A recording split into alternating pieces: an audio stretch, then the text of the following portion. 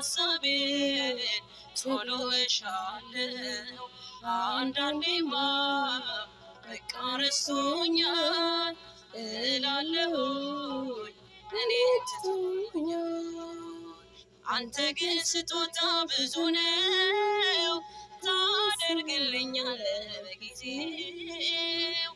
አንተ እኮ አትፈልግም ውድቀቴን ሁል ጊዜ በጭንቀት ማልባቴን የተሻለ ነገር አስበህልኝ ነው ፈተናው የበዛው ነገ መልካም ቀን ያለው በዚህ